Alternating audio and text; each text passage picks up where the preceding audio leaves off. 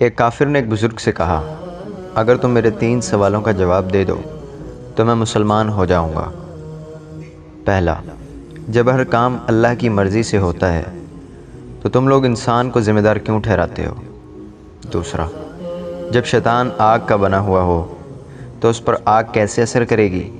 تیسرا، جب تمہیں اللہ تعالیٰ نظر نہیں آتا تو اسے کیوں مانتے ہو؟ بزرگ نے اس کے جواب میں پاس پڑا ہوا مٹی کا ڈھیلا اٹھا کر اس کو مارا۔ اس کو بہت غصہ آیا اور اس نے قاضی کی عدالت میں بزرگ کے خلاف مقدمہ دائر کر دیا۔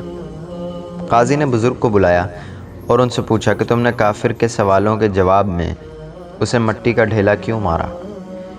بزرگ نے کہا، یہ اس کے تینوں سوالوں کا جواب ہے۔ قاضی نے کہا، وہ کیسے؟ بزرگ نے کہا، اس کے پہلے سوال کا جواب یہ ہے کہ میں نے یہ ڈھیلا اللہ کی مرضی سے اسے مارا ہے، تو پھر اس کا ذمہ دار مجھے کیوں ٹھہراتا ہے؟ اس کے دوسرے سوال کا جواب یہ ہے کہ انسان تو مٹی کا بنا ہے، پھر اس پر مٹی کے ڈھیلے نے کس طرح اثر کیا؟ اس کے تیسرے سوال کا جواب یہ ہے کہ اسے درد نظر نہیں آتا تو اسے محسوس کیوں ہوتا ہے؟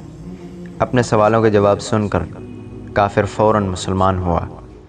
دوستو، جو لوگ اللہ تعالیٰ کے لیے اپنی زندگی وقف کر دیتے ہیں، اللہ رب العزت ان کی تربیت کرتے ہیں، اور کس موقع پر کیا بات کرنی ہے اللہ جل شانہ انہیں سمجھا دیتا ہے۔